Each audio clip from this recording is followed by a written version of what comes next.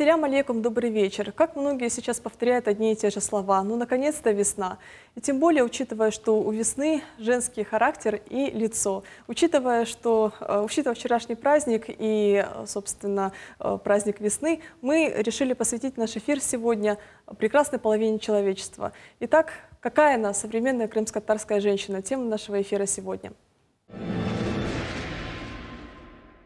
Женщина выполняет ключевую роль в развитии всего общества. Однако, кроме этого, она несет ответственность за сохранение и обогащение своей культуры. В истории крымских татар очень много имен женщин, которые отличались своим высоким социальным положением и влиянием на государственные дела. Во времена Крымского ханства такими женщинами были жены ханов – Джанике ханым, Диляра Бекеч, Нур-Султан ханым. Начало 20 века обозначилось появлением целой плеяды деятельных женщин. Среди делегатов первого Курултая были Шефика Гаспринская, Анифе Баданинская, Хатиджа Авджи, Ильхами Тухтар. При этом дочь Исмаила Гаспринского Шефика ханым издавала первый крымско-татарский женский журнал «Алем и Нисван». Во времена Великой Отечественной войны женщины крымские татарки мужественно сражались против фашистов в партизанских отрядах, уходили в подполье. Мы гордимся героем России Алиме Абдынановой, а также подпольницами Найме Велиевой, Хатидже Чапчакчи, Абиби Асановой, Гульзаде Сафу и многими другими именами наших мужественных соотечественниц. В годы ссылки наши женщины сыграли ключевую роль в сохранении родного языка, традиций и обычаев народа. В развернувшемся национальном движении наряду с мужчинами активное участие принимали и Айше Ситмуратова, Сабре Сиутова, Тамара Кантуганская, Фатма Язычи, Сыдиха Джемилева и многие другие. Крымско-татарские женщины сумели не только преодолеть все тяготы возвращения на родину, справлялись и справляются с неотъемлемыми домашними функциями,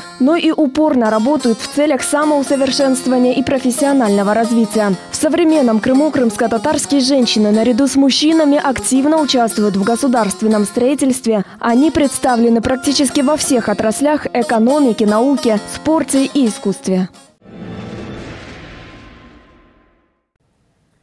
Урия ханум, на судьбу крымских татар выпало очень много испытаний. Наряду с войной это была ссылка и долгие десятилетия на чужбине. Но тем не менее там стояла задача не только физического сохранения, но и культурного самосохранения, сохранения идентичности.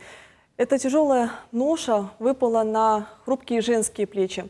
Как вы считаете, благодаря каким качествам, каким свойствам характера удалось все-таки нацию уберечь? Вы знаете, вот на протяжении многих столетий представительницы нашего женской половины, в основном, значит, у них была функция продолжательницы рода и хранительница домашнего очага. Помимо этих функций, именно вот на долю крымской татарской женщины выпали и ряд других тяжелых испытаний. Вот если я хочу это доказать вот такими вот воспоминаниями истории наших прошлых лет, трагедии нашей, начиная с 1944 года. Вы представляете, война идет. Война сама по себе тяжелая, это такая трагедия для народа. И вдруг вот много мужчин, они на войне. И вот это вот май 1944 года, вот в течение 15 минут это выселить весь народ, в основном женщины, дети, старики, это настоящий шок для человека. И как вот в таких условиях выжить, это вот сейчас представить даже в современном мире, это невозможно. Но, видимо, вот и попасть на чужбину, совершенно другой мир, адаптироваться и сохранить себе жизнь, и жизнь детей, жизнь твоих родных, близких, это легло все это на плечи наших женщин. И вот они в первое время, я представляю, какое было состояние, а потом татарская женщина, она сжалась как пружина, она как бы адаптировалась, и у нее сработало чувство, инстинкт самосохранения за близких, за детей своих. И вот она взяла такую ношу на свои хрупкие плечи, стала, значит, обживаться, затем рожать детей, учить, беречь себя во имя ее окружающих и детей, и близких. И вот в таких условиях они стали постепенно подниматься, строить дома, учить детей. Но это какой ценой досталось, конечно, это другой вопрос. И вот уже как бы только как бы встали, получили многие образования, и неплохое, вот по себе, по другим вот примерам вижу, да. И вот наступает, и мечтали всю жизнь вернуться на свою историческую родину. И вот наступают 90-е годы, возвращается народ добровольно, без всякой помощи извне, ни государства, никакой помощи извне. И опять такое, вы знаете, это великое переселение народа в эпоху потрясающих перемен, распад государства, финансовый кризис. И опять все начинается с нуля. И опять здесь женщина наравне с мужчинами начинает строить новую жизнь уже на своей исторической родине. Опять строительство, во-первых, жилья для себя. И вот, несмотря на это, в них какой-то духовный подъем, что они вернулись на родину, они должны жить. И вот это, видимо, придает силы. И начинают наравне с мужчинами. И надо и строить, во-первых, жилье. Потом детей нужно сохранить, чтобы здоровыми были, учились. И вот все это на плечах женщины. Я нисколько не хочу умалять роль мужчины. Пусть они на меня не обижаются, но все-таки это функция женщины была. И вообще татарская женщина – это уникальное, неповторимое, вы знаете, явление, я считаю. Действительно. И вот мне кажется, в них что и вот построились, подняли детей, работали, где приходилось, чтобы вот так вот физически выжить. И врачи, и учителя, и инженеры, и другие, вот, которые приехали оттуда, буквально выживали физически ради того, чтобы начать новую жизнь и обосноваться, пустить корни на своей исторической родине. И вот мне кажется, что вот в татарской женщине присутствует какой-то генетический код или ген, который, конечно, научно не доказано, который вот как бы вот это вот и способствовало выживанию татарской женщины. Вот эти вот гены, я хочу просто для себя, я сделала вывод, это, знаете, жизнелюбие, трудолюбие, самопожертвование, патриотизм во имя светлого будущего, чтобы надеяться на хорошую жизнь будущего. Вот к этому они и привели нас. В то же время, в таких трудных условиях, они сохранили культуру, духовность, язык сохранили, самобытность, самоидентичность татарской женщины. Благодаря ей вот очень много было сделано для сохранения народа. Вот она как кардиолог сейчас говорила, потому что она говорила о сердце и все, что в сердце у крымских татарок. Да. Хорошо. Ава Ханум, а что сыграло тогда все-таки ключевую роль? Это была осознанная позиция, это было коллективное бессознательное, либо инстинкт самосохранения? Что тогда сыграло ключевую роль? Ну, вы знаете, вот я всегда, вот сейчас анализируя сегодняшнюю ситуацию, я считаю, что наши родители, те, которые в таких условиях там, в Средней Азии, дали нам образование и влюбили нас теоретически в Крым, потому что, ну, не видела я Крыма. Я всегда боялась, что меня посадят, и я не буду знать вообще, за что я сижу, потому что я не была в Крыму. 10-летним ребенком мы приехали сюда, мы были первыми ласточками с Беговата, нас провожали в то время с ансамблем. Если вы помните, указ, значит, в 1967 году был, что татары, ранее проживавшие в Крыму, имеют право на возвращение. И вот тогда вернулись, у нас не получилось, мы попали в Дагестан. Потом мы приехали в 1971 году, мы оказались в Таманском полуострове, за пределами Крыма. И я думаю, что тут играли все факторы. И на генетическом уровне, и ну, сознание, потому что мы были так воспитаны. Потому что я с детства любила и Корбек, потому что у меня папа корбекульский, а мама бахчисарайская. И когда они между собой шутили, он всегда говорил: «Мен башка бахчисарайдан хасал мам». А она моя айтады: «Мен де санки Корбек немесіне барарым». Вот, ну вот, а я была то корбекульская, то бахчисарайская, в зависимости от того, как мне было удобно. Вот, ну, вот эта вот любовь была привита нам. И когда мы приехали сюда, очень долгий период нам приходилось возвращаться и бороться, и возвращать сами себе землю, потому что, вы же знаете, я не буду долго рассказывать историю, но ни один крымский татарин не потребовал свой дом назад. Мы понимали, что нас выселили, а на место нас в наши дома заселили других людей. И когда нам ничего не оставалось, мы захватывали земли. Самовозвращали, как говорят крымские татары. И вот, Эльвина Ханум, я думаю, что сыграли абсолютно все факторы. У кого-то что-то больше, у кого-то на генетическом уровне. Но роль мы свою сыграли. Классно мы сыграли. Нам было очень трудно, но мы добились своего. Мы у себя на родине. Да. Абсолютно верно. Левиза Ханум, вы человек творческий. Творчество – это ваша профессиональная стезя. Но как вы считаете, насколько должно быть развито это творческое начало в целом у женщины?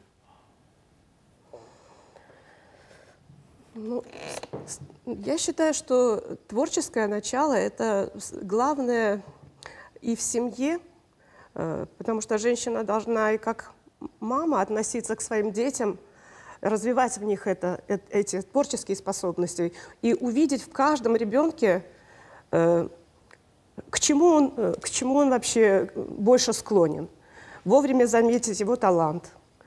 Я считаю, что творческое начало – это самое главное в жизни женщины. Скажите, вот для вас, для вашего окружения существует такая градация мужская и женская профессия? Это вообще уместно? Вы вот сталкивались с этим? Или для вас вот этой категории просто нет вот такой постановки вопроса? Нет, такой постановки вопроса нет. Да, Сагумс.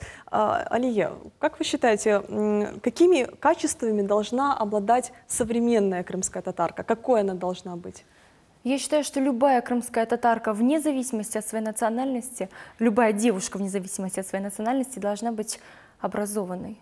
Она должна нести ответ за любое свое действие, за любое свое слово.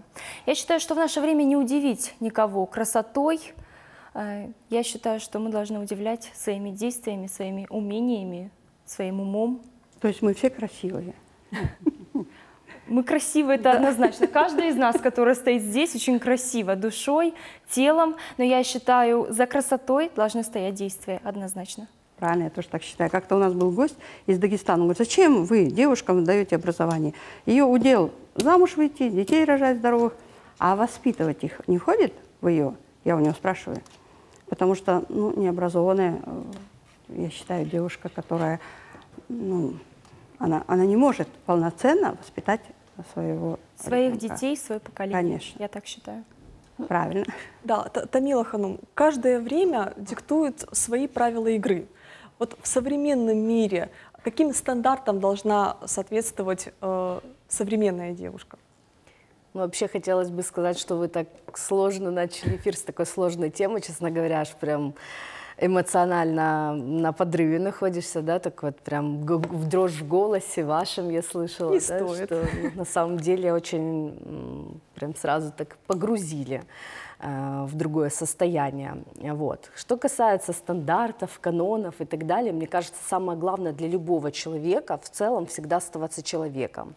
И все действия, которые совершаешь, все поступки, любая профессия, она должна идти в первую очередь, пропускать это все нужно через себя, через призму своего воспитания, градацию, матрицу тех ценностей, которые в тебе впитали, да, с кровью, с молоком матери. Да? То есть этот момент, когда моя мама передавала мне какие-то свои знания, опыт и ценности жизненные, ей, в свою очередь, ее мама и так далее, я точно так же сейчас передаю эти ценности своему ребенку. То есть какие-то основные, которые во всех религиях, во всем мире считаются нормальными вещами. Вот об этом стержне никогда нельзя забывать. Иначе любые деньги, любой успех, любые перспективы, все, что нас будет окружать, это всего лишь вещи. В итоге мы не будем счастливы в финале. Вот. И вот это вот самое важное. Да, очень мысль такая глубокая. Тамила Ханум, у вас очень такой интересный род деятельности. Давайте посмотрим, наверное, небольшой сюжет, связанный с вашей работой, и продолжим беседу.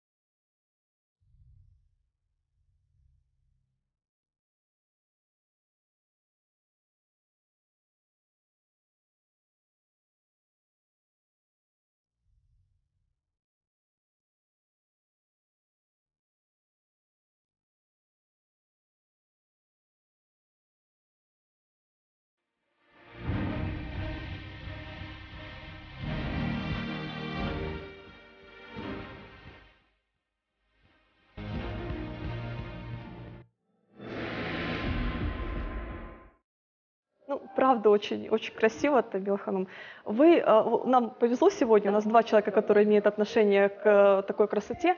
Вот последние несколько лет очень явно видима тенденция, когда пытаются в свадьбы инкорпорировать национальные элементы, но в то же время еще и добавляются такие европейские традиции, скажем, там, выездные церемонии и так далее. Вот расскажите больше о своей деятельности. Какие тенденции сейчас существуют? Вы очень близко общаетесь с молодежью, с молодыми современными девушками. Какие они, чего они хотят, как они видят свой главный праздник в жизни?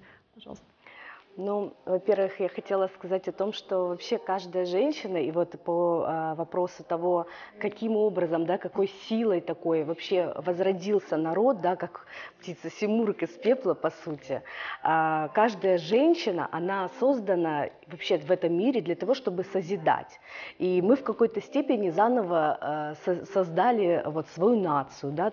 Мне очень радостно, что она очень интеллигентная, что столько известных людей, что действительно каждый, кто добивается успеха, это действительно профессионал своего дела. И если говорить о молодежи, то мне хотелось бы, ну, я уже как бы ближе к 30, я уже себя считаю сильно молодой, поэтому уже какой-то опыт получила в жизни, и есть на что обернуться и сказать. Хотелось бы пожелать молодежи действительно изучать историю и изучать хотя бы свое ближайшее окружение того старшего поколения, которое окружает, да? Потому что сегодня век такой информатизации, популярности социальных сетей, очень многие теряют себя. И вот на вопрос, вот часто бывает, да, мы общаемся действительно с молодоженами и с родителями в том числе, и когда мы общаемся с родителями, нам даже в какой-то степени проще понять, какая это семья, какую ставь, потому что девочки, они мыслят как такие птички, картинками, бантиками, цветочками, ты знаешь, да, и они показывают нам фотографии из интернета и еще что-то такое, а мы всегда стараемся так докопаться до сути, потому что свадьба – это история не только двух сердец, да, которые в этот день объединяют свои, как семьи, общество, да, ячейка общества, такая есть фраза. Вот. Это нечто большее. Это то, что будет дальше, после уже этого самого дня. Этот день мы, как организаторы, всегда сделаем самым незабываемым, сказочным, он будет в невероятных декорациях. Вот. И даже проносить эти декорации мы стараемся только через историю этих пар и исключительно понимая суть и глубину этих отношений, да, какие у ребят ценности, на что они обращают в жизни внимание. То есть это длительные процессы, и для того, чтобы, бывает, вот создать действительно уникальную, концептуальную какую-то свадьбу, например, как мы видели в данном случае в сюжете, требуется немало времени. Это бывают часы, недели, месяцы работы именно на изучение пары, кто родители, кто будут гости. Ведь ну, можно сделать просто такое, как свадьба для эгоистов, да, для двоих. Вот. А можно это объединить и оставить в сердце навсегда эти воспоминания об этом дне, которые помогут и дальше по жизни идти вместе гораздо более дружными. Многие узнают себя в момент организации свадьбы и друг друга больше. Интересно. Вот когда общаешься с людьми более старшего поколения, и когда идут дискуссии по поводу того, какая у нас молодежь, чего они хотят, они всегда обращают внимание, что у молодежи сейчас слишком завышенные стандарты, слишком завышенные требования. Да. Вы это чувствуете? Ну, завышенные требования, опять же, к чему? К клиповое мышление, понимаете, есть такое как бы понимание, да, что вот мы все, сегодняшнее поколение, все мыслим картинками, быстро, все очень меняется, тенденции меняются, невозможно сказать, что сегодня популярное, завтра будет там непопулярным и так далее, да, то есть все настолько быстро меняется, что, конечно же, все девочки хотят ездить на самых лучших машинах, чтобы им дарили самые большие букеты и так далее, и так далее, но не знаю, мне кажется, просто нужно общаться больше со старшими. Вот я очень люблю общаться со старшими. Я прям смотрю на вас, и мне прям хочется больше и больше узнать о вашей истории, о вашей деятельности. Как вы к этому пришли. И, наверное, это как совет, рекомендация такая, действительно общаться с более старшим поколением, потому что многих ошибок собственных ты можешь избежать, да, в данном случае. Согласна с Тамилой. Еще вот Тамила хотела сказать немного о вас. Вы же тоже в своих проектах очень часто пытаетесь объять необъятное, и в конце концов это получается. И за любыми завышенными стандартами стоит стремление. Почему бы молодежи не ставить завышенные стандарты, если за их стандартами стоит стремление? Это хорошо, я считаю.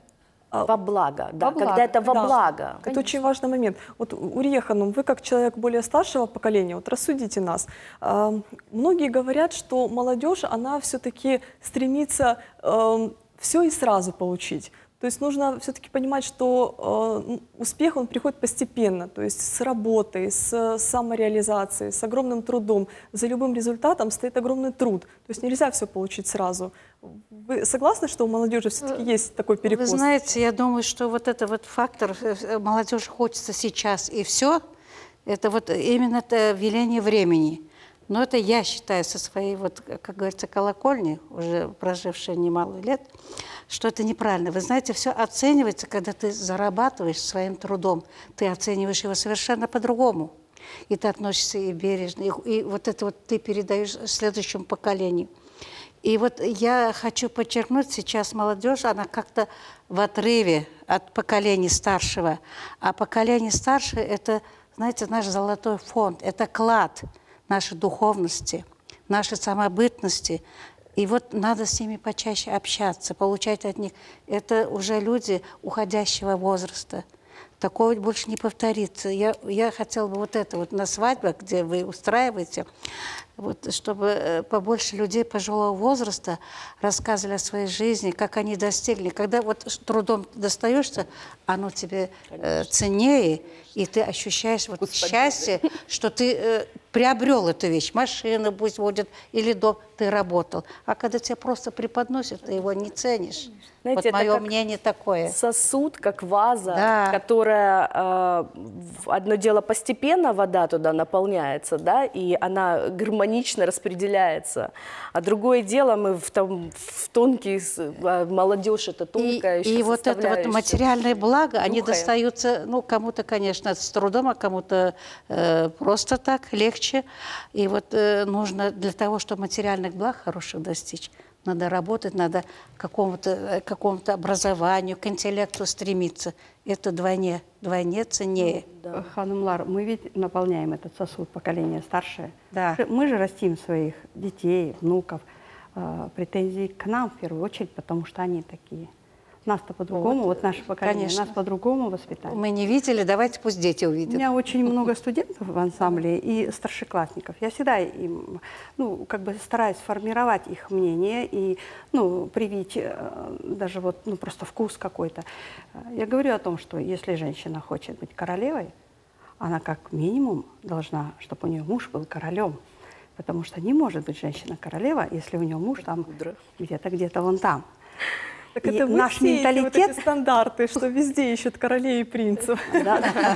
Вот нет, просто вот мы как бы сталкиваемся с другими культурами, да, ну, скажем так, и западными, и здесь, которые, ну, менталитет крымской татарки не такой. И, ну, как бы мы не можем сейчас раз в одночасье взять и превратиться, скажем, там, в современную какую-то евромадам, которая, ну, там, диктует или прочее. Ну, вот в среде крымских татар все-таки всегда взаимодействовало взаимоуважение и, ну, вот я имею в виду в данном моменте отношения между женой и мужем, да. И вот, ну, если бы вот этого не было, то мы бы не смогли вернуться. Вы вообще представляете, что значит народ вышвырнуть и что значит, что он сам самостоятельно вернулся? То есть в Средней Азии, вот, ну, у меня отец был такого толка, что он был уверен, что нельзя строить там дом, потому что если там, он боялся, что построит тот там дом и застрянет. Вот ему надо было, чтобы его ничего не связывало. А я, наоборот, говорила, давайте построим, продадим и уедем, потому что денег не было. Вот, ну а что, у меня как бы такая интеллигентная семья. Отец, мама учительница, отец на железнодорожном этом самом работал. И жили на квартире, нам было сложно очень. Ну, мы не были из среды той, которой занимались там парники. Ну, слава Аллаху, что у нас есть категория такая людей, которые могли заняться бизнесом, хорошо, крепко встали на ноги там в Азии и смогли вернуться на родину. Башка миллетлер кебек ичкен олсақ, неткен олсақ, келіп боламаз едік мында, вы же понимаете. Поэтому мы и своих детей. Вот здесь я понимаю, что вот я, например, не вложила в части той любви к родине, своим детям, потому что я думала, что я привезла их, и они здесь. И этого достаточно, да? На самом... Да, а оказывается недостаточно. Вот сейчас у нас проблема, дорогие мои женщины, и вот наша задача с вами спасти язык. Нечун айталар анатали, язык матери. Да. Мать должна разговаривать с ребенком, потом все остальные. И если мы не будем этого делать, то мы потеряем язык. Левиза Ханум, вы работаете в сфере образования, в сфере искусства. Вы чувствуете этот разрыв между поколениями? Или он пока еще не так заметен? И вообще, есть ли такое, и существует ли такая тенденция, как вы считаете? Ну, пока он еще не так заметен, вот. И как вам сказать, я очень волнуюсь. Нет, не волнуйтесь, не волнуйтесь. У нас такая теплая, душевная, женская атмосфера. Ну, я вот работаю с молодежью в основном. У меня индивидуальные занятия по вокалу. Вот. И в моем классе есть и крымские татары, и русские. Вот. И я воспитываю в них, именно прививаю любовь к искусству, к разбору, к восприятию жизни так, какой является жизнь. Вот, потому что без любви к родине и к жизни не может существовать и искусство, по-моему. Так. Спасибо большое. Ава Ханум, вы в самом начале привели такой очень интересный момент из своей жизни, историю, по-моему, друзей, да, ваших, когда шла речь о том, что вот девушка должна быть только дома, то есть она не предназначена для работы. Вот в современных условиях сейчас в нашем обществе актуален ли такой вопрос, что вот сиди, женщина, твое место на кухне, или все-таки профессиональное образование, профессиональную стезю и также нужно вести? Это сейчас актуально, либо это уже не имеет смысла вот в нашем обществе? Вы знаете, вот это вот «сиди, женщина, на кухне» крымско-татарские женщины напрочь опровергли. И, ну, кроме того, что на кухне, они могут делать очень многое вне кухни. Поэтому я не считаю, что вот крымско-татарская девушка должна сидеть дома. Бывает период, когда у нее маленький ребенок, и когда она просто нужна и необходима ребенку, она должна быть при ребенке, она должна его растить, воспитывать. Но допустим, пока она еще не имеет детей, и после того, когда уже дети более самостоятельные, она может отдать их в детский сад, она может посвятить себя полезному. И это нам необходимо. Если кому-то может быть, это, скажем так, ну, скажем, нужно совсем чуть-чуть, то нам 10 раз нужно это больше. Потому что мы сейчас здесь должны по-новому построить свою жизнь. Ну, так случилось.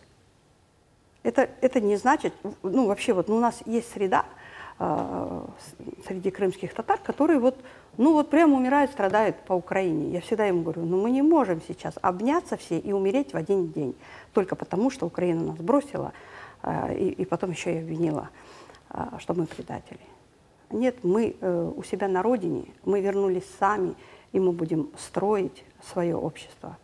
И будем по возможности возвращать всех остальных, которые не смогли еще приехать. То есть работы валом. И женщина должна в первую очередь принять в этом участие. Можно ремарку? Да, пожалуйста, конечно. Вот бывают периоды в жизни женщин, когда ей приходится сидеть в силу обстоятельств, что надо ухаживать за ребенком. Да? Сейчас, вы знаете, настолько СМИ кругом, столько информации, да?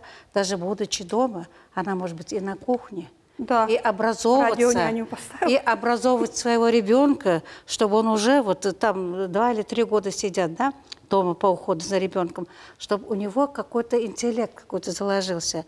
Вот исследовали 30-40% интеллекта как бы заложено врожденно. а остальное уже приобретается при воспитании, уже после рождения, в силу того, что он, насколько его ориентирует в этом отношении, опять-таки, мамы. Вот, такие исследования проводятся. Я где-то читала, что интеллект ребенку передается от матери. Это правда? Вообще есть выражение «все лучшее от мамы, хорошее от папы». Я не умаляю мужчин, но это не мои слова. Это сказали гораздо люди, которые уже прошли какие-то исследования. Вот, и все лучшее передается через X-хромосомы, а отцовское через Y-хромосомы. Так что X-хромосомы – это самые лучшие, хорошие от папы. Пусть мужчины не обижаются. Они не обижаются. Продолжая эту тему, вот, Урия Ханум, я хочу все-таки сначала вам задать этот вопрос, а потом представителям нашего молодого поколения.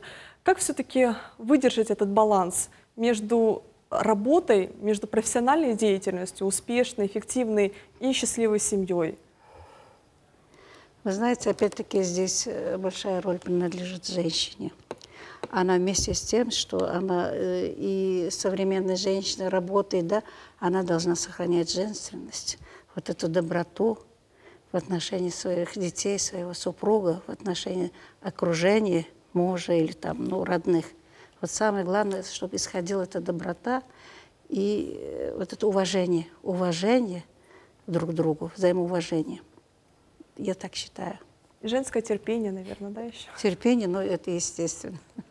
Алия, пожалуйста, какая у вас формула? Очень часто семья и карьера стоят вот напротив друг друга, и часто они соперничают. Я считаю, что женщина должна быть в гармонии с собой, в гармонии со своей семьей, в гармонии со своими близкими, тогда развеется вот эта вот грань между семьей, между карьерой. Так ведь оно? 100%. Да, Тамила Ханум, какой у вас рецепт? Да, ну, у меня вообще, я сейчас слушаю и думаю, тут 2-3 года кто-то дома сидит, а я ж прям иногда себя за это корю, иногда думаю, да, наверное, я правильно поступила. Я вообще дней 40, наверное, пробыла именно физически дома, а в целом, благодаря сегодняшнему прогрессу техническому, я, можно сказать, и в роддоме периодически отписывалась, работала, и вообще как-то мне настолько жизнь моя личная и работа, она настолько, ну, неразделима, и я живу, работая, создаю что-то, и у меня не отключается мозг, у меня такой постоянный режим включения. Вот. И я сейчас это прививаю своему ребенку, и спасибо как раз-таки родителям моим, супруга моего, за то, что они помогли нам, помогли, да, ухаживать за ребенком, да, то есть я могла и свекрови привести ребенка, и своей бабушке. У меня вообще до 3 месяцев моя бабушка, его прабабушка ребенка воспитывала, и это так круто, потому что столько, сколько дали они ему воспитание, и они ему рассказывали вот эту вот историю, то, про поколение, то, о чем сейчас идет речь. И я вот знаю сейчас, он даже может больше, чем я на сегодняшний день владеет информацией. Это классно. Вот, и это очень классно, и я прям даже вообще ни на грамм не жалею, и да, если я рожу второго ребенка, я, ну, поступлю точно так же, да, дай бог, чтобы просто здоровье было, и все. Вы знаете, я первого ребенка родила в 80-м году, а второго в 85-м. И я ни разу не была в декретном отпуске. Коллега. Ну, тоже. Тогда просто невозможно было. Опять же, семья это... Но тогда не было вот того, чего сейчас у вас есть. Да. Поэтому вот у меня сейчас Келленка Алимешка, она освоила уже крымско-татарскую вышивку. И первую работу сделала просто шикарно, машалла. Ну, то есть ребенок маленький, ну, пытаемся поддержать. Где-то как-то помогаем, чтобы она съездила на эти уроки. Она освоила технику, она ездит сама за рулем. То есть, ну, современные девчонки, ну, как бы, всегда дети лучше, чем родители. Поэтому, если мы хорошие, то вам вообще сам Аллах велел быть еще лучше и выше, и круче. Да. Алия, пожалуйста. Семья – это вдохновение. Вот опять же на примере вас, на примере Тамилы мы видим, что благодаря вдохновению и поддержке, да, близких, любимых людей рождаются самые красивые проекты, рождаются самые лучшие идеи, и благодаря этой поддержке рождаются самые красивые дети. Это точно. Интересный рецепт. Ну, у вас все в порядке, но ведь бывают случаи, когда вот такой типичный крымско-татарский темперамент, и он воспринимает свою жену ну, вот как свою собственность, да, и он как-то вот ограничивает ее самореализацию. Ну, что делать в таких случаях?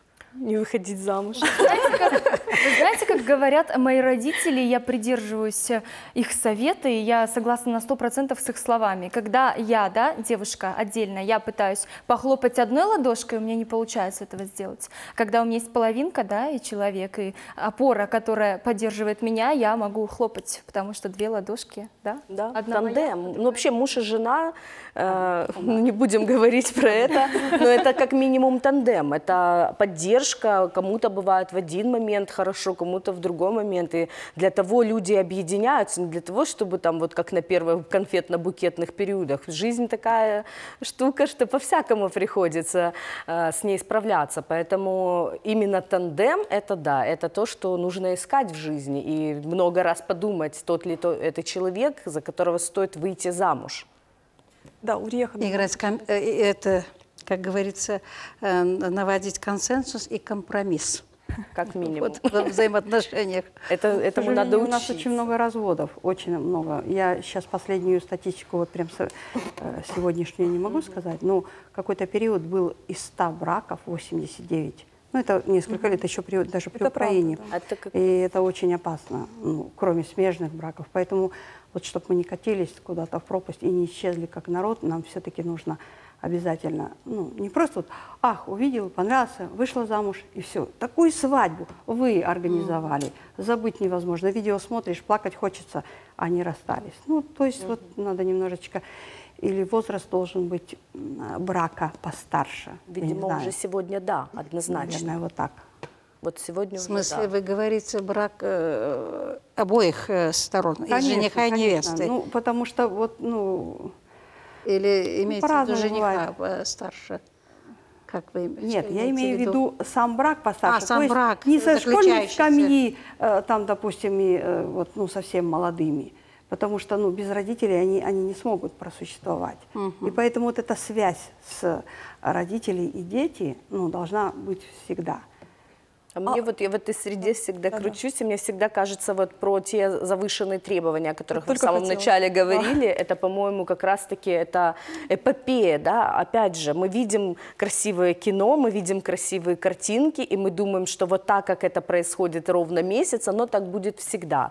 На самом деле, ну, нужно время, нужно понимать, нужно знакомиться с родителями, нужно понимать, в какую семью ты придешь, в какую семью он придет, и вот этот вот момент, его невозможно пропускать мимо пальцев, да, потому что на самом деле действительно бывают, сидят молодые, да, перед тобой, и вот я в 19 лет вообще замуж вышла, как-то умудрилась это сделать. Наверное, сегодня мне было бы очень тяжело, вот честно, вот уже в 29 я бы 100 раз подумала вообще, стоит ли, это нелегко, это по-всякому бывает, и это нужно понимать, и мне кажется, родители должны об этом говорить своим дочерям, сыновьям, что придется столкнуться с рядом сложностей, и умение находить компромисс, умение развивать себя, свое терпение в какой-то степени, вот это те навыки, которые в браке будут полезнее всего. Урия Ханум, мы на самом деле подняли очень такую сложную проблему. Что изменилось вот с предыдущих поколений и сейчас в плане построения семьи, в принципах организации семьи, в принципах принятия решения?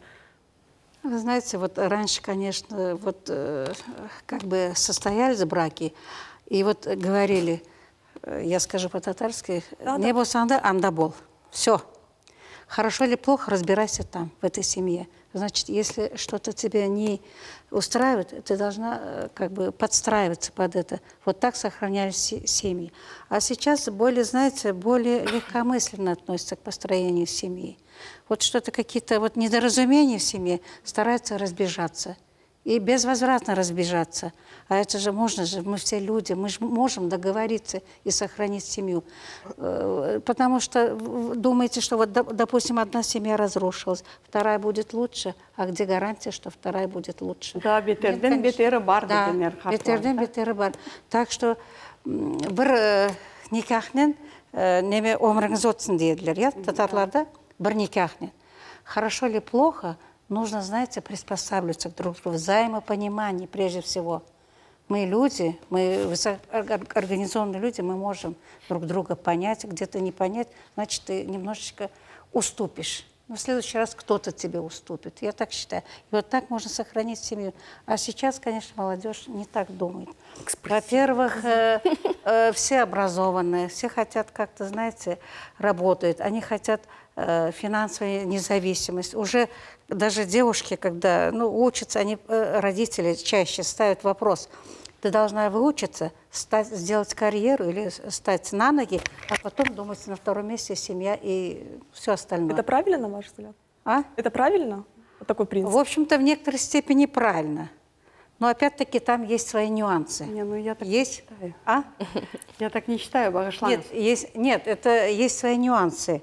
Я не об этом говорю. Есть категория родителей, которые вот так вот внушают своим дочерям, сыновьям, что вот так надо сначала на ноги стать, а потом уже семьей и детьми заводиться. Но я это тоже считаю неправильно. Надо как-то все это, чтобы параллельно было. Параллельно. Параллельно, чтобы было. Да, конечно. Чтобы приспосабливались и к учебе, и к труду, и к семье. А вот эта система завышенных ожиданий, она насколько работает? Вот существуют наши прекрасные организаторы свадьб, которые создают сказку. Вот девушки эти сказки видят и говорят: ну вот я тоже себе такое хочу. И Вот неизвестно, из-за вас там они какой там парень, но мне выскакивают хочется сказки. Вы знаете, чем завышенные вот эти, чем запросы выше, тем, мне кажется, семья, она менее состоятельна. Вот я уже наблюдал вот на примере знакомых, других, вот, и слушаешь уже СМИ, все-таки, когда запросы, там нет оценки, там хочется что-то новое, да, и не ценится, и она быстрее распадается. А вот давайте еще раз, что должно лежать в основе вот, действительно крепкой семьи, национальной, крымско-татарской? Что должно быть базисом для семьи, особенно для молодой, может быть? Ну, европейцы говорят любовь, а я говорю уважение. А любовь появится уже в процессе проживания, уважая друг друга. Вы проявите себя с лучшей стороны, вы там муж или что-то, да, у вас появится любовь.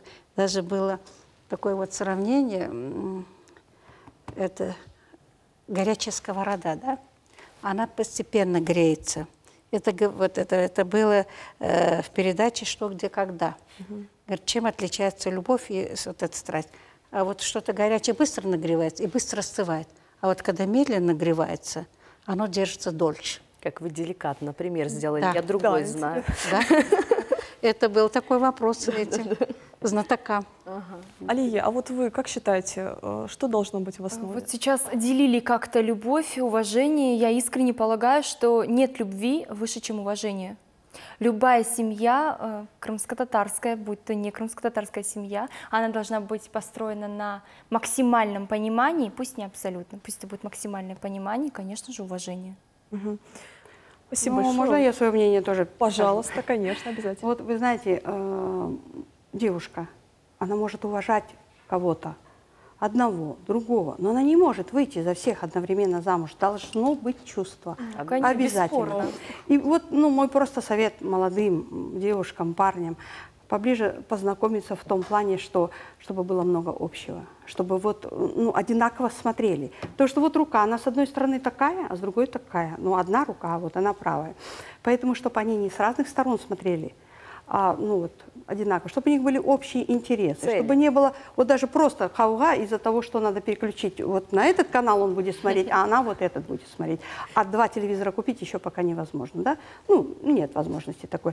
Поэтому должно быть очень много. И девушка, оценивая своего парня или будущего мужа, она должна обратить внимание на то, насколько в нем чувство юмора. Я так сама руководствовалась, потому что если человек скажем так, угрюмый, тяжелый, такой вот, это, не подходит мне, потому что я другой человек.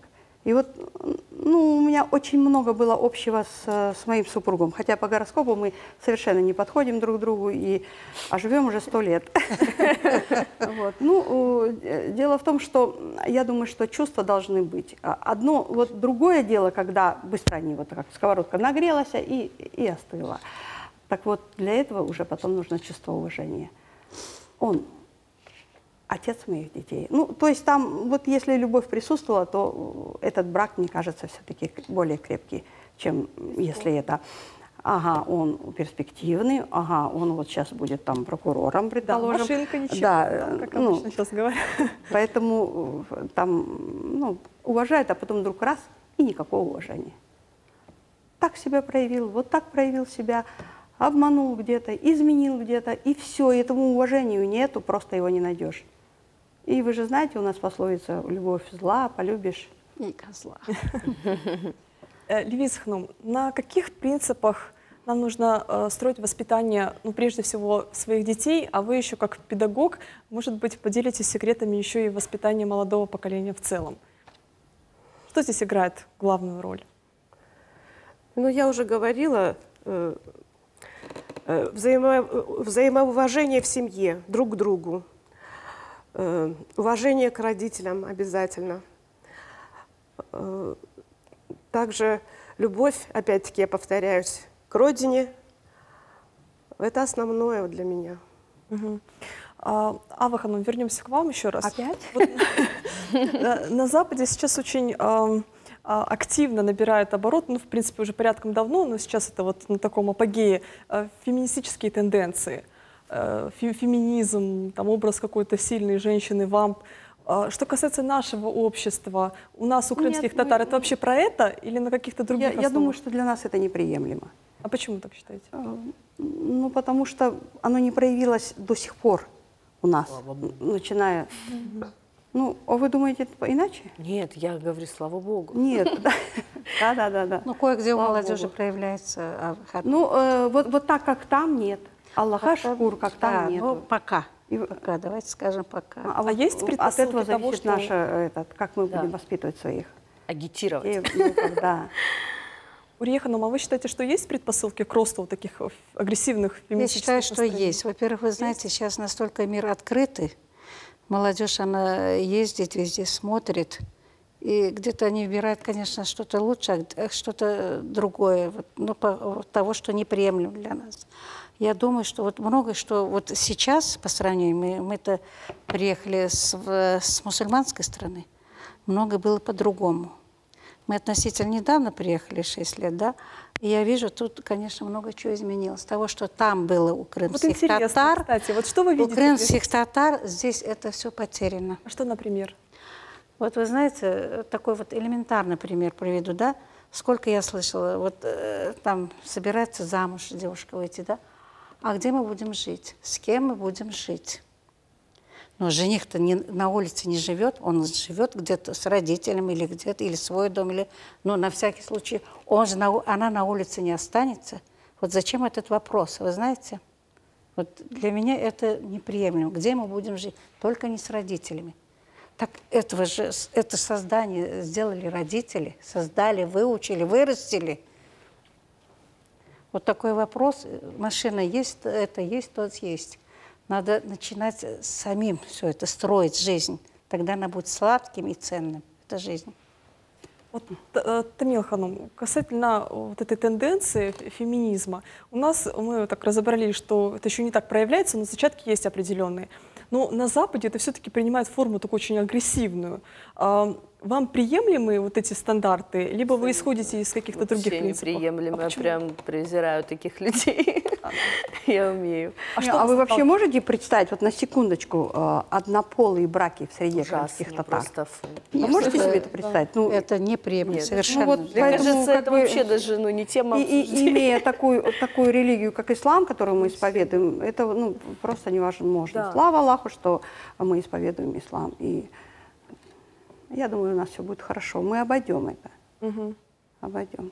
А сыграет какую ключевую роль в этом процессе наша культура, наше воспитание, наше культурное наследие? И как мы вообще Вот должны... нельзя это молодежь все отличать. от- Это вот все вместе. И воспитание, и культура, и религиозность, ну, в меру там, это самое. Вот это все вместе не даст нам просто этого У нас делать. ведь есть такое, что наши родители, бабушки, дедушки, наше старшее поколение, они очень точно и с самого рождения прививают нам эти семейные ценности. Я считаю, что вот именно они не позволят нам вот творить этот беспредел, да, о котором мы сейчас говорили.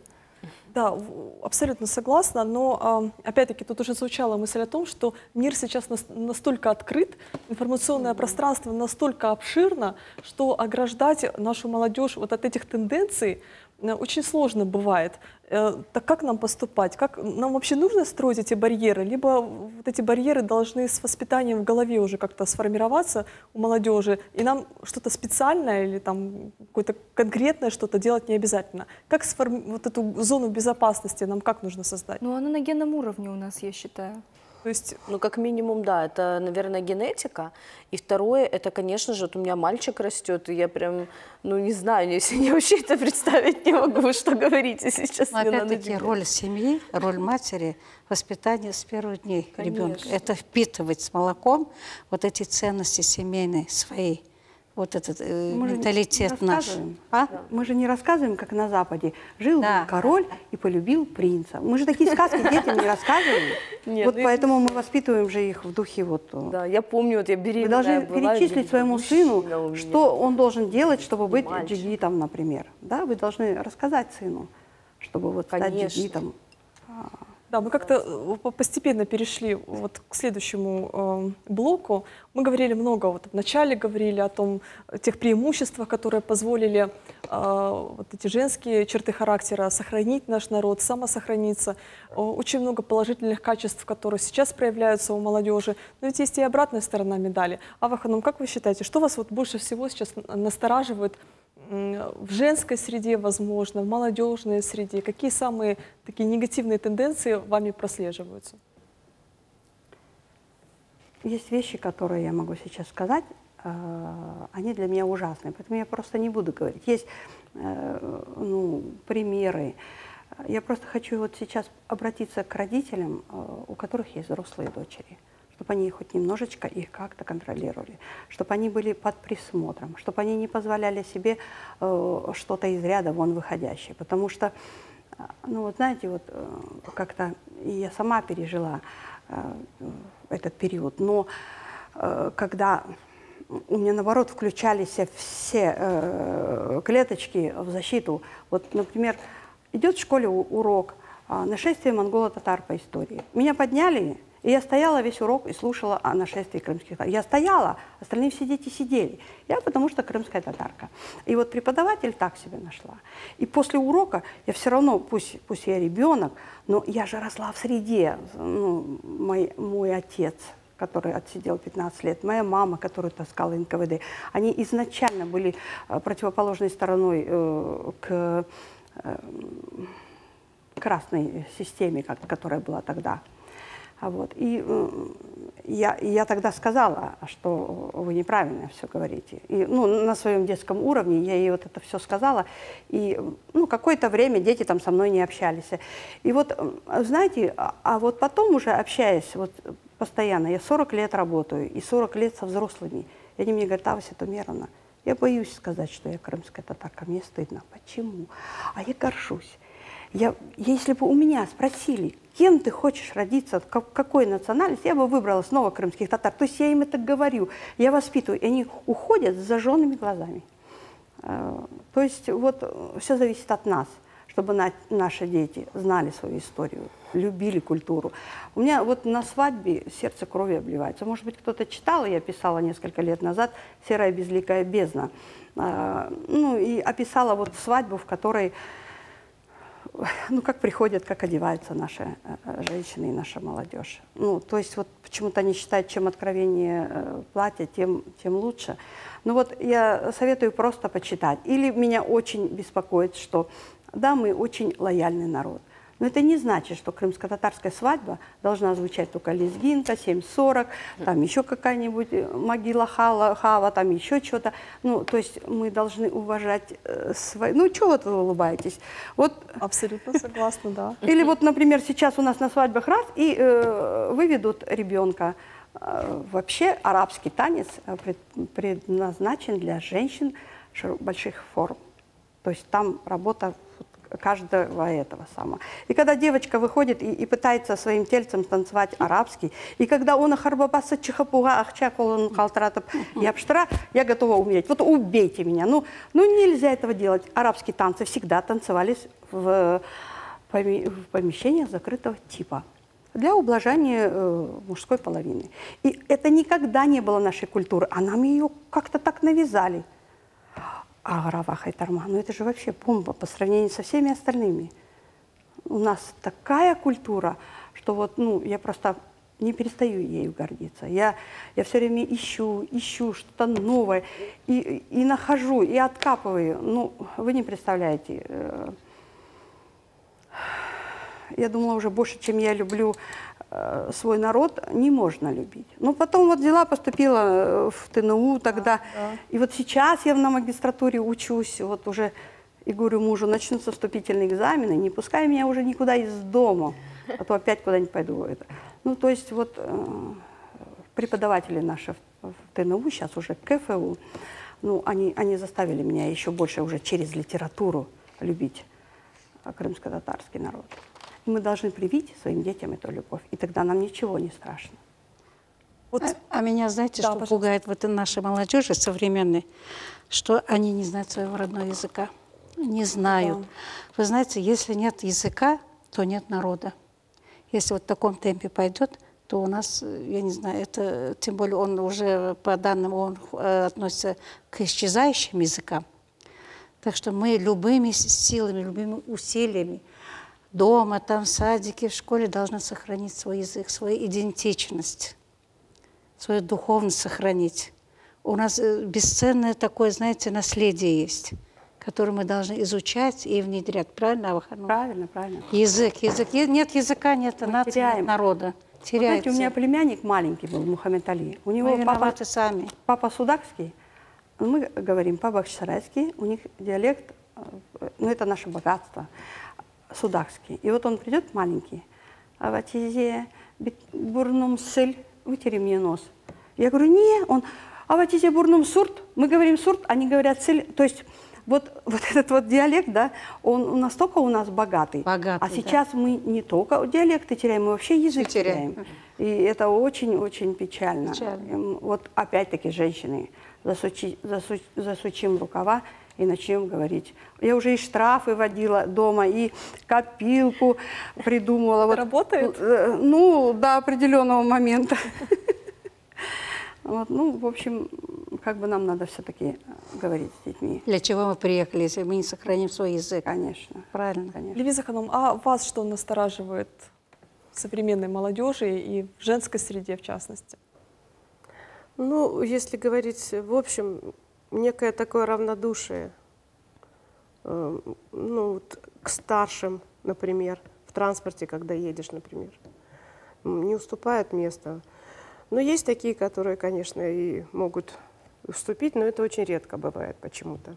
Потом увлечение вот всякими играми компьютерными. Я считаю, что это тоже очень плохо влияет на мальчиков, особенно.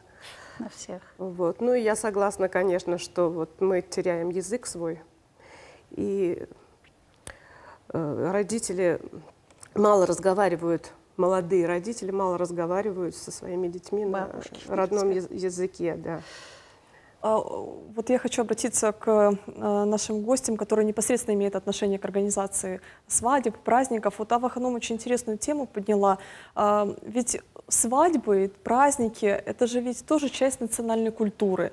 Вас что-то настораживает, когда вы занимаетесь организацией ваших праздников, когда вы общаетесь со своими клиентами? Вас настораживают какие-то запросы, которые, возможно, как-то идут вразрез с национальной традицией? Или как-то у вас это не проявляется особо?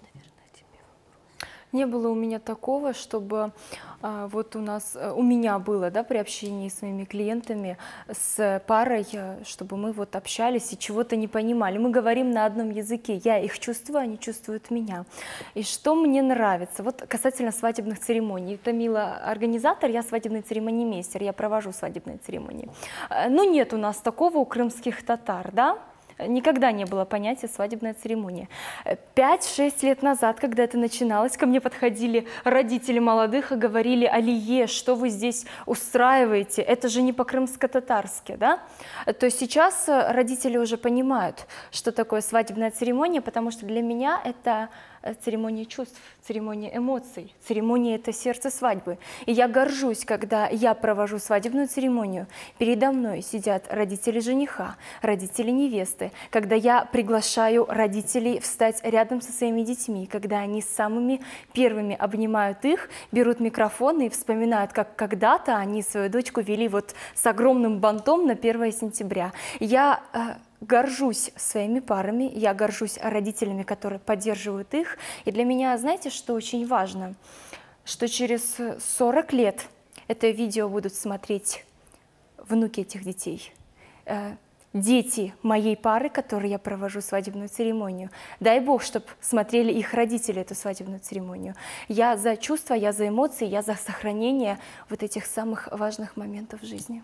Тамила Ханум, Ну, насколько ваших сейчас... церемониях. Да, да. Я просто спрошу. Да. В ваших церемониях присутствуют элементы крымско-татарского обычая там, или какой-то? Или вот о какой вот церемонии? К сожалению, я не... Свадебная церемония – это вот чисто Вручение. европейский стиль. Это отдельный выход жениха, отдельный выход невесты в сопровождении брата, дяди или папы, близкого человека. А если говорить о национальных традициях, это, конечно же, никях. Тамила Ханум, насколько сейчас вот этот национальный элемент актуален в свадебных обрядах? Насколько это востребовано сейчас? Знаете, я больше специализируюсь на таких мультинациональных проектах, и не так много у нас было именно свадеб, которые мы организовали чисто для крымских татар. Обычно, ну, все живут здесь, один другого знает, все всех подтягивают, вот такое вот происходит. А я бы очень хотела, чтобы нашлась такая пара, которая бы обратилась ко мне, потому что у меня есть концепция мысли, как можно сделать очень классную национальную Вот что свадьбу. теперь, еще раз замуж выйти за своего мужа? Давайте. Она проведет, я организую.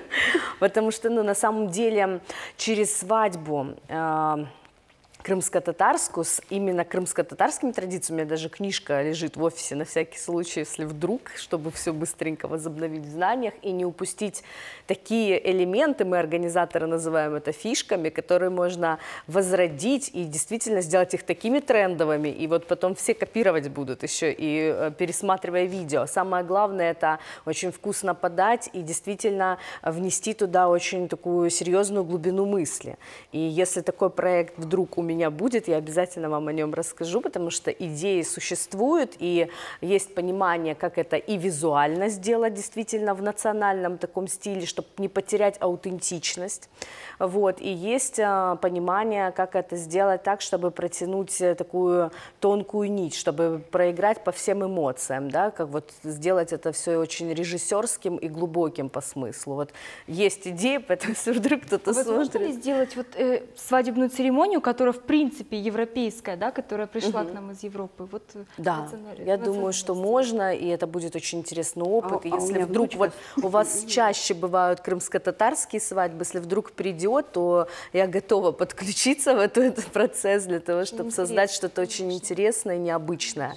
Действительно такое, о котором мы сможем гордиться, рассказывать и говорить, а вот сейчас мы сделали такой микс историй, да, и вроде, казалось бы, абсолютно европейская, даже американская традиция, которая пришла к нам с Запада в виде церемонии классических, арок и так далее. Все это можно и арки заменить на другие элементы, и слова убрать одни, заменить их на другие. То есть все это можно на самом деле таким сделать энергетическим посылом, что качнет, как мы говорим, по полной программе.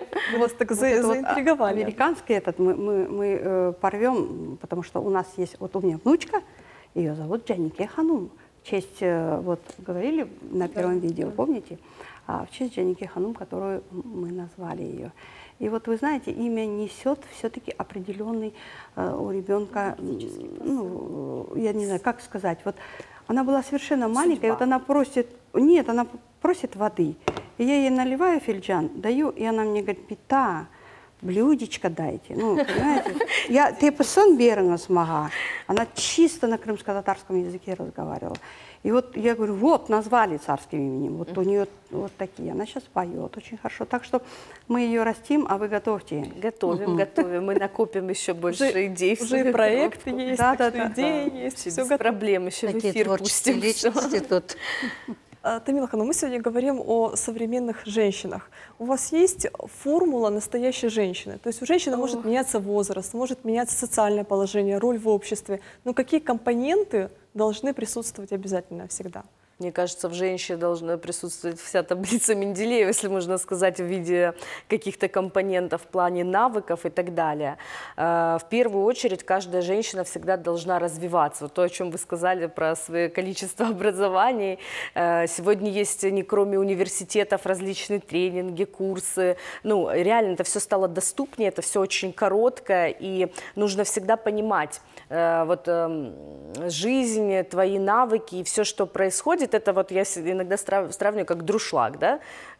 Ты вот все прикрыл, а где-то сочится, и нужно понять для себя, осознать, проанализировать, где твой минус и в чем бы ты мог бы стать лучше, и не соревноваться ни с кем вокруг, а становиться лучшим для самого себя каждый день, и понимать, трезво мыслить, и понимать, какие навыки, каких навыков тебе не хватает там, для профессиональной жизни, каких навыков тебе не хватает для семейной жизни, да, потому что, ну, там, вот если с меня брать, да, в качестве испытуемого, то мне реально, так как я в 19 лет замуж вышла, мне не хватало долгое время терпения. Сейчас я научилась отключаться, и я такая терпеливая стала во многих вопросах. Потому что отключаетесь, да? Да, потому что отключаюсь. Но для меня это стал выход для того, чтобы сохранить брак, да, и в какой-то момент понимать, что это будет таким образом будет лучше поступить для нас двоих. Не включаться в спор и во что-то, а остыть, остепениться, подождать,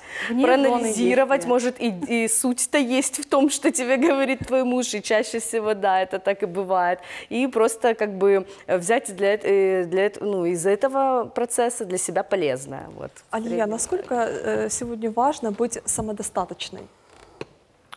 Это важно, я считаю, что это важно было ранее. Даже смотрю по моей маме, которая вот она 1960 года, она закончила на отлично школу, тогда это было для нее важно, да? Она закончила медицинский университет, которых тогда было только 2 во всей области.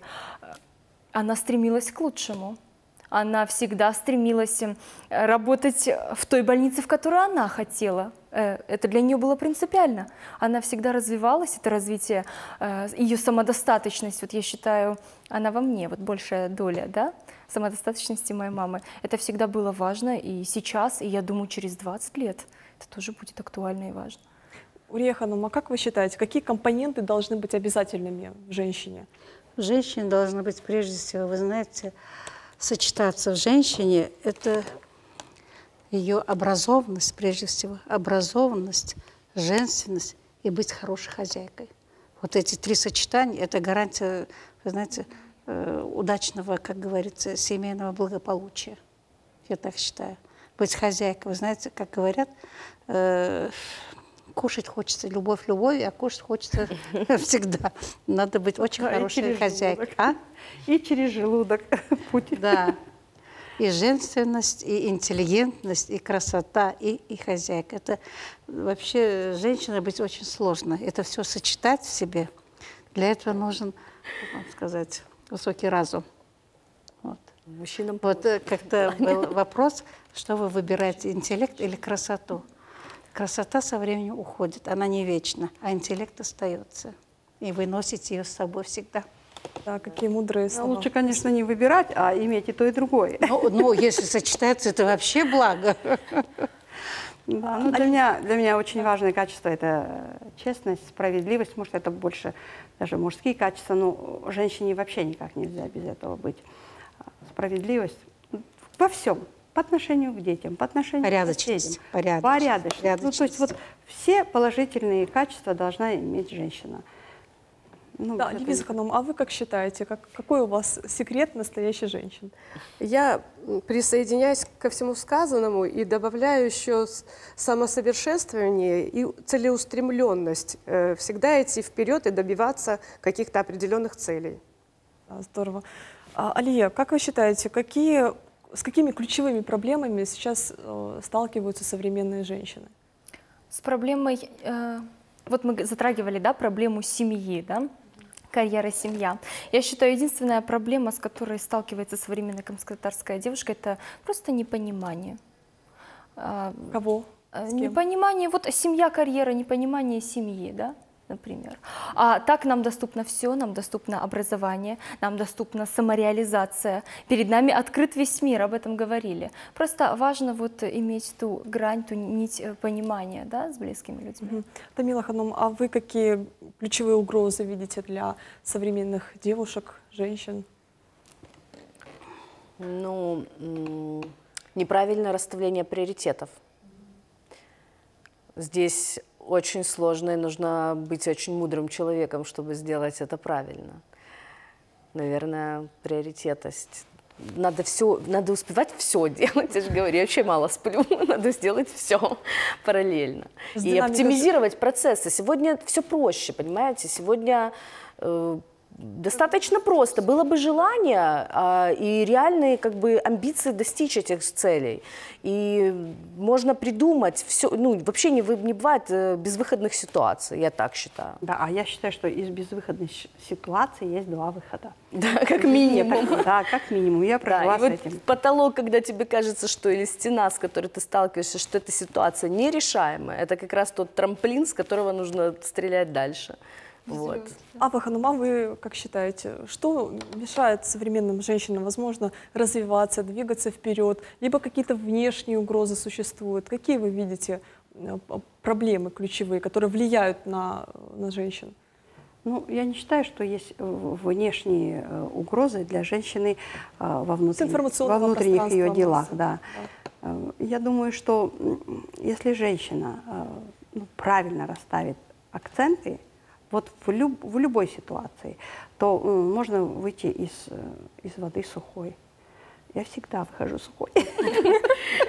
Передайте нам есть кусочек сухости. Да. Ну, просто надо уметь уступать друг другу. Вот тут вот об уважении, о котором вы говорите. В конце концов, это тоже не последнюю роль ведет. И вот если человек, действительно, скажем так, супруг, все, вот встал и не туда, и не сюда, и вот так он видит, и больше никак.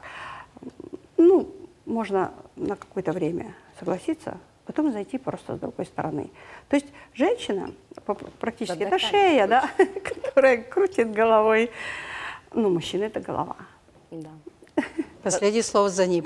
Да, да. Вода камень точит, мне кажется. Терпение, надо больше да. общаться на эту тему. Нужно Да, понять суть причины, почему, если я так Всё это понимаю, речь возникло. идет, да, почему он не хочет, чтобы она работала. Нужно понять, почему. Может, в нем вопрос, в ней вопрос. Может, она хочет заниматься тем, чем не должна заниматься. Ну, то есть всегда, при обсуждении, если понять корень, суть, почему, и, может он беспокоиться, что не будет ни на что больше времени хватать. Но, то есть нужно понять, знаете, простроить таким образом график, шкалу и, собственно говоря, просто взять и всё. Я в семье была младшая. И я научилась на их ошибках и не делала своих. Почему? Потому что, как-то так вот у старшей сестры какой-то период не складывалось там что-то, у средней сестры. И я думала, я никогда так не буду делать. А зачем? Зачем вот так делать, там, допустим, чтобы потом повторять их ошибки?